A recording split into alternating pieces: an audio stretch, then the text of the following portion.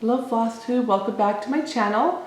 This is a channel about cross stitch and a few other little things. I am so excited to be back with you this week, and thank you for all the new subscribers and followers. It really means a lot to me. I never imagined I would have this many people watch me every week, so it's super fun and exciting. And as I said, this is a channel about cross stitch, and so let's get to it. Let's see what happened this week. Not a whole lot. I stitched about 12 hours, not as much as I would have liked to stitch, just with the family and the grandkids, and kept me pretty busy. Lots of cooking, which is starting to show, and just life. So funny story.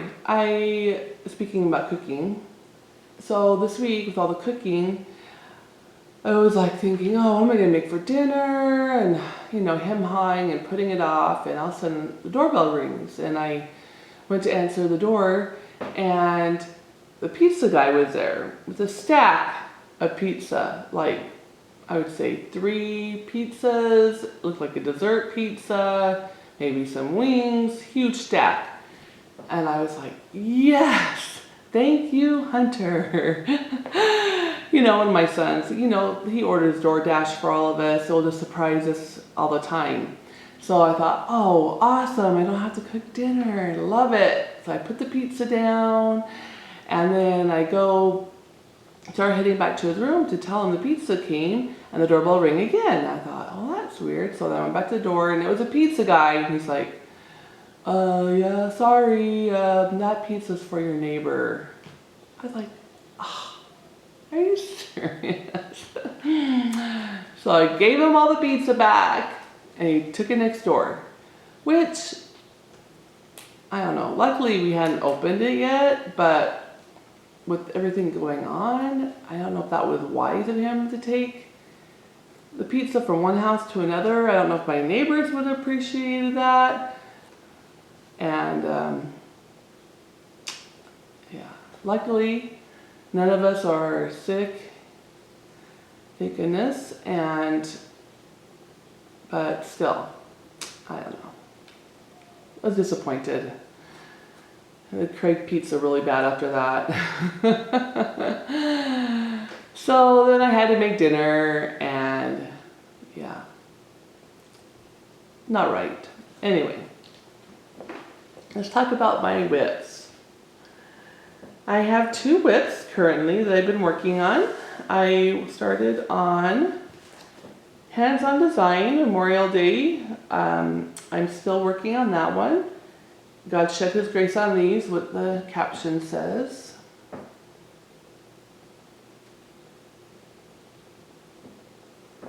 And I have all the red stripes done.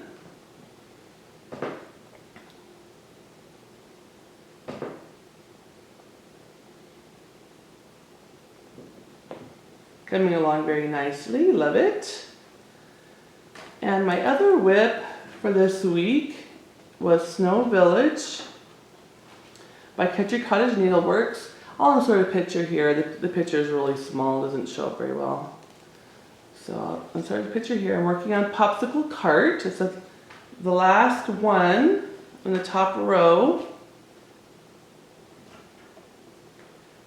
Got a little bit done on that. I got the wheels and some of the snow and a tree and the top border done. So that's coming along nicely.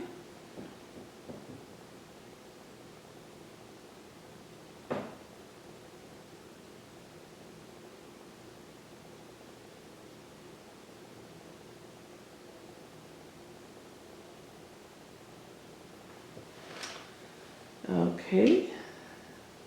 So those are the 2 whips I have for this week.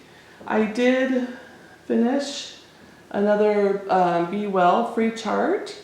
It's Choose Happy by Hands-on Design, and it turned out darling, I think. I'll show you that.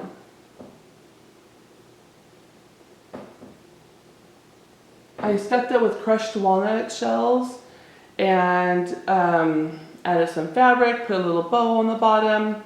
The back for the opening, I just covered it with a white felt heart.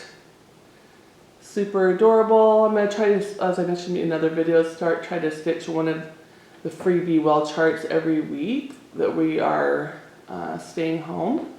So again, that one turned out super cute. I'll insert a picture of that also. I used some finishing ideas from on Instagram. Let me tell you her name. Chocolates for Breakfast on Instagram. She finished one of hers in a similar fashion. So it wasn't this pattern, but it was a different pattern, and I just liked the layout of it. I thought it was cute, so thanks a lot, Chocolates for Breakfast. I appreciate the idea, how to finish that. And I also made a project bag. I had showed you that I had picked up some Pioneer Women placemats, and I ordered some vinyl from Fat Quarter Shop. And I wanted a project bag big enough to hold my patterns. I wanted them at least like 13 by 14 inches wide and tall. So here's my project bag. I didn't iron it, so it's a little poofy, but turned out really pretty, I think. I love it. I added a zipper in on top and the inside fabric. So I just used a placemat. So basically, I took the placemat horizontally. I cut off about 1 inch on the top. Let me see exactly, I'll tell you. I cut off 1.5 inches off the end of the placemat and attached it to the zipper, one side of the zipper. Then the other piece of the placemat I attached to the other half of the zipper. Once I did that, I attached a vinyl piece. Let's see how long. 9.5 inch piece of vinyl to each end of the placemat.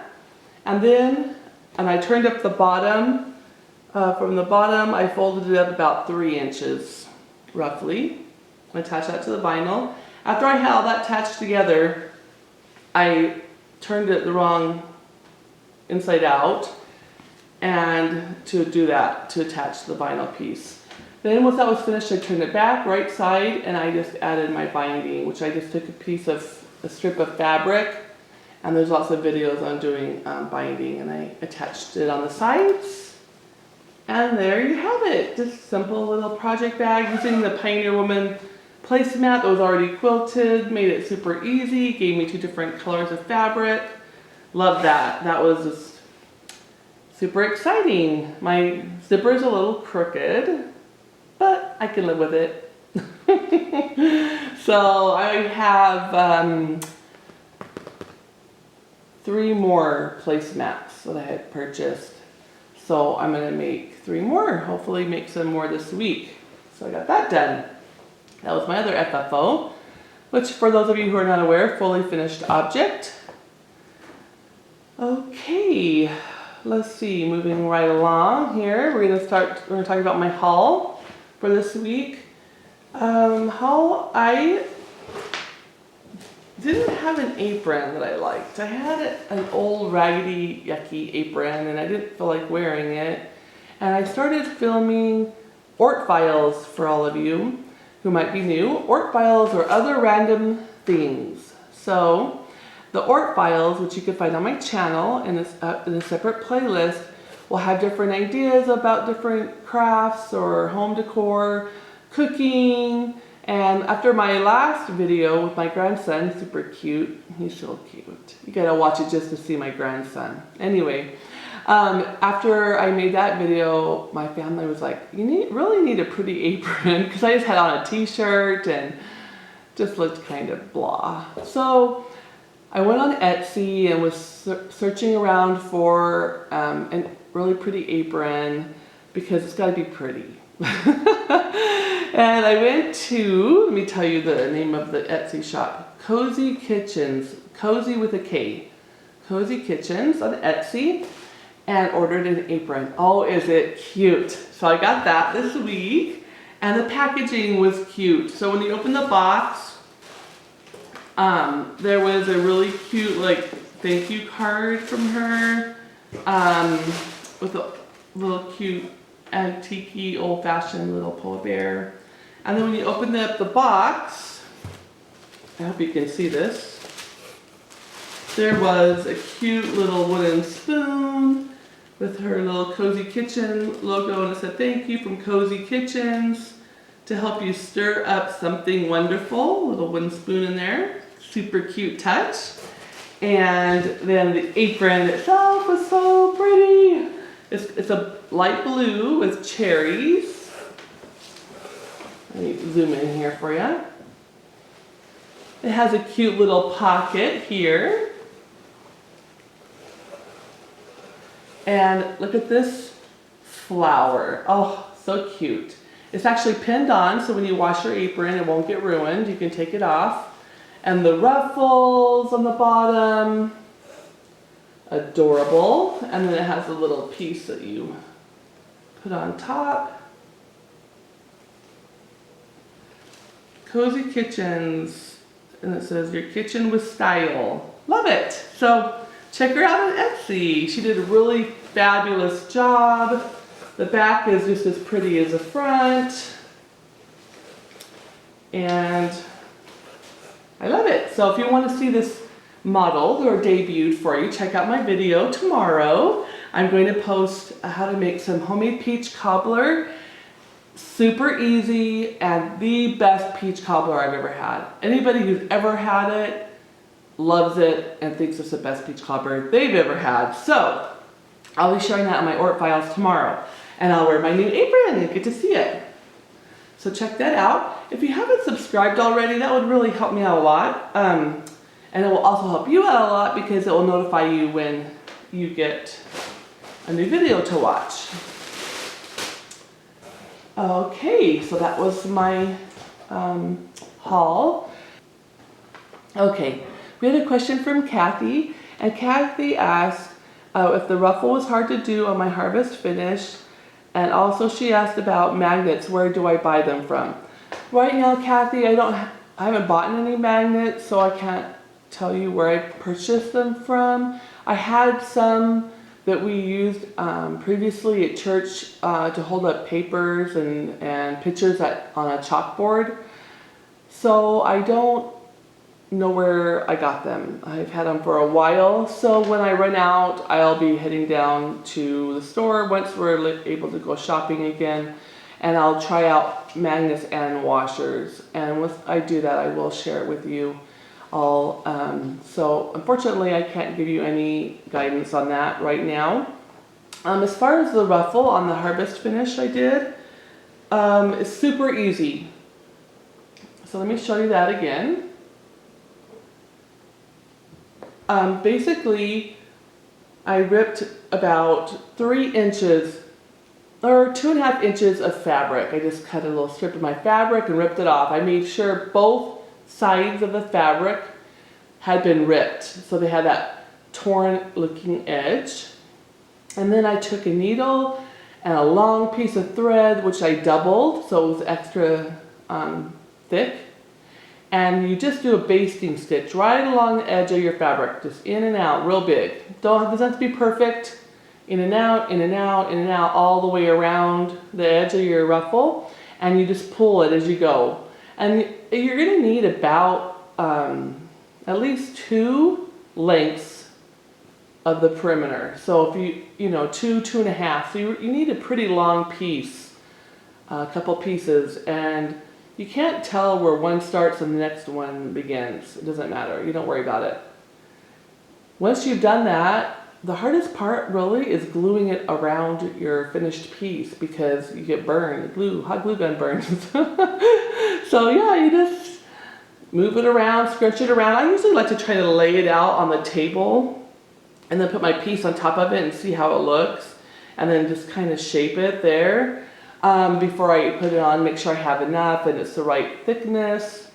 And you have a couple of seconds once you put the glue down to kind of move your fabric around on the backside edge. And then I just covered it with some felt, glued on a magnet, added a little bow to the front, and it's all set. Super cute.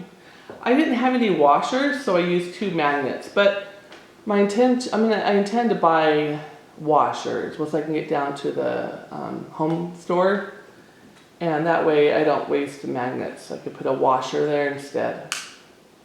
But yeah, super easy. Speaking of other FlossTube channels, Nisi Lynn, she gave me a shout out. So nice of her, super sweet.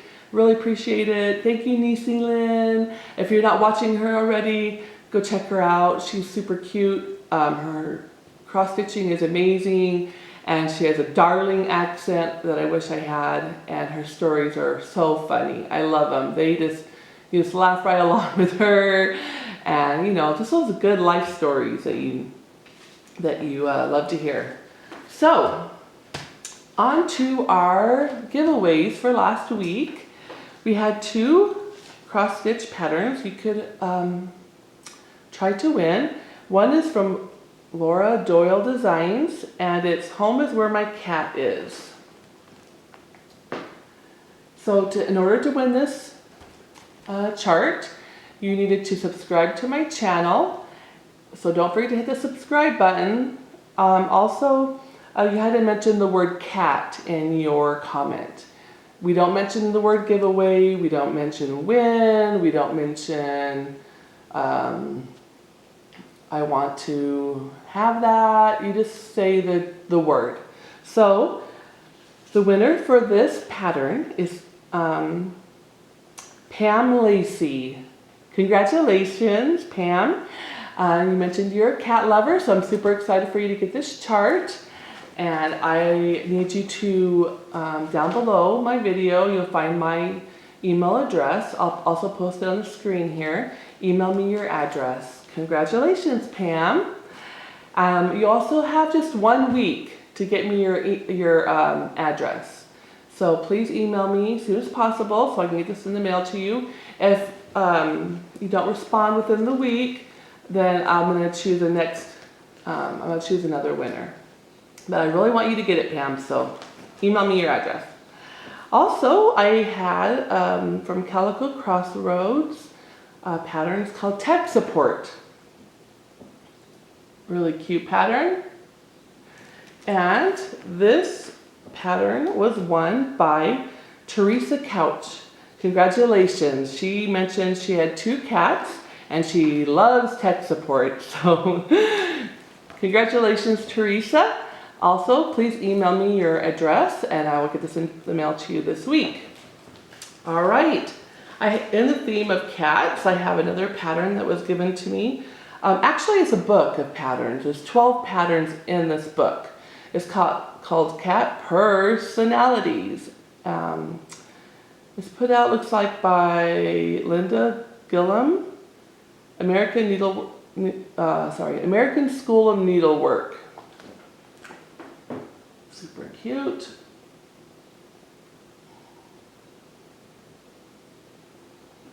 And there's 12 patterns in this book.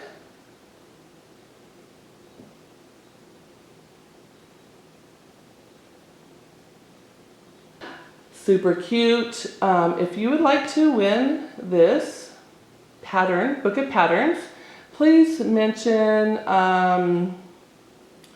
personalities, PURR-SONALITIES, cat personalities. Just mention personalities in your post, comment to me. Make sure you subscribed, because if you haven't subscribed, then I pick the next person. And you can win this book of 12 patterns.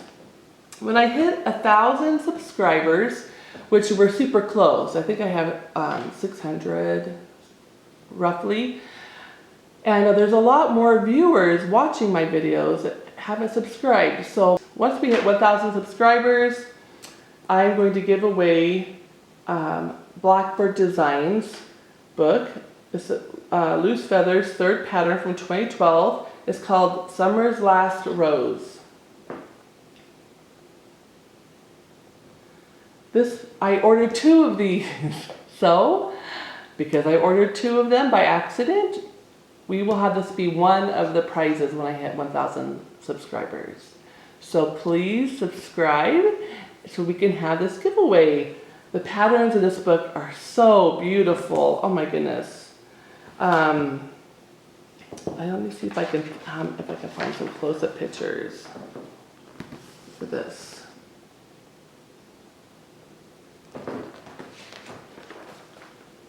So pretty.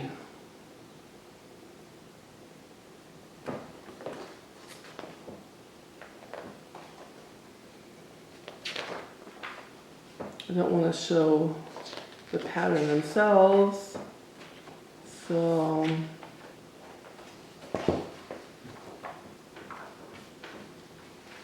they have some finishing instructions in here for a sewing box. They have a cute little red house. The red house is so cute. Love red. So, 1,000 subscribers, we're almost there, and that will be one of our future giveaways. Okay. Let's see. I think we've kind of covered most of it. Oh, I was going to tell you, besides cooking and cooking and cooking, I have now become barbershop. My husband's hair literally was probably, 5 inches. His hair grows so fast. And so I got the clippers out, and I didn't do too bad of a job. So we put some pictures in for you to see in here. He won't hear you laughing, so it's all fine. He won't be hurt. He won't have his feelings hurt. But you're not going to believe the amount of hair I had to cut off this man's head. Oh my gosh. So I don't think he watches my videos to the end anyway. So I got good odds that he won't even know that I put it in there. But it's entertaining for sure. So check that out. And then also a fun conversation. As a mom, you know, you wait for the day when your kids say something to you and you're like, oh, they get it. They get why I did that. And those moments are so precious. And my son, we were visiting and talking, and he said, you know, I really appreciate growing up how you taught us how to clean and how to work. I had them do their own laundry from when they were 8 years old.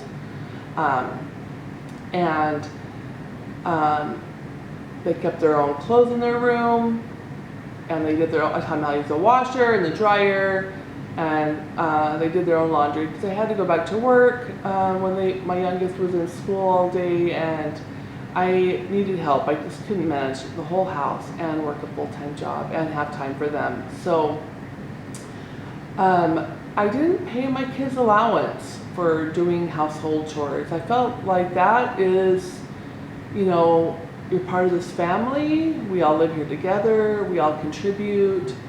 And I really felt like that was important, that they realize they don't have to get paid to help our family out and to be part of our family and to contribute to our family.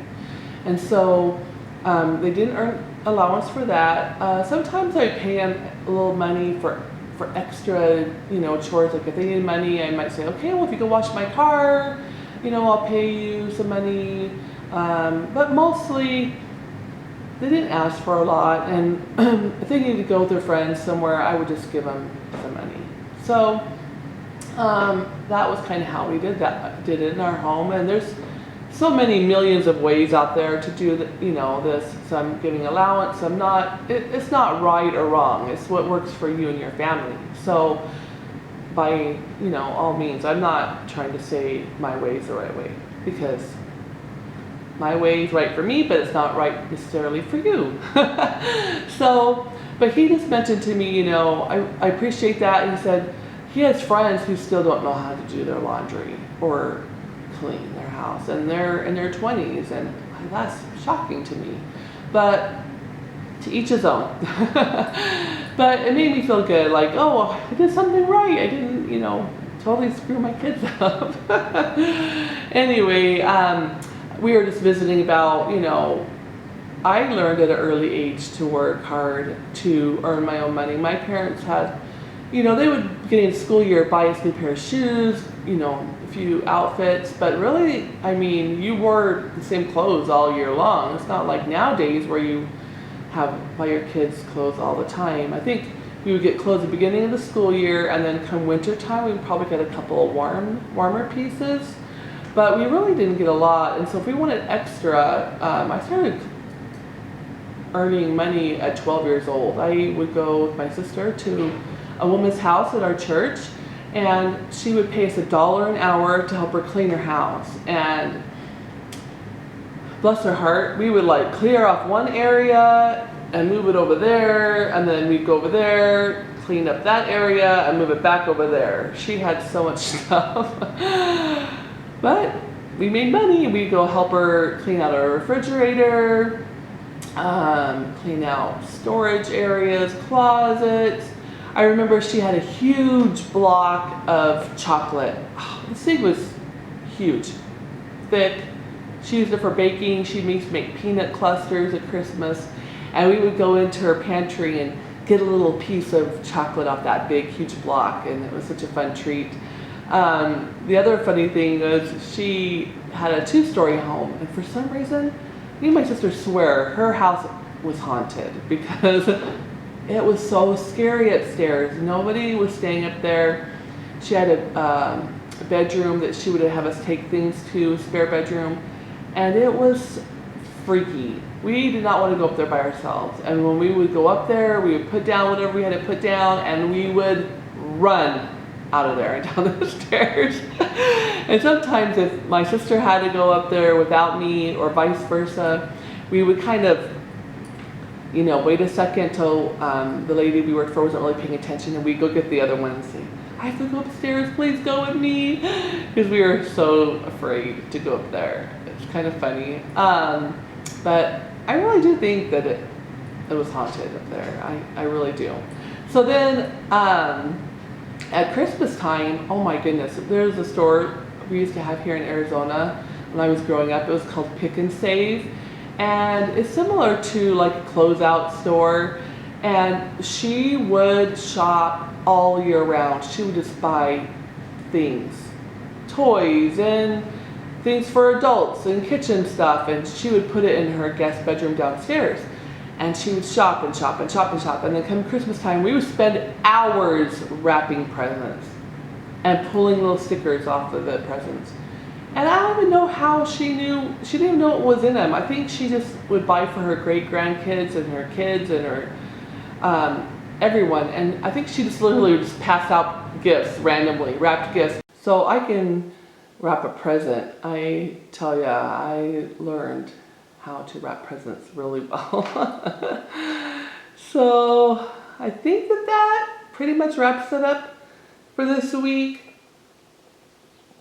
I hope you're doing well and you're getting a lot of stitching done.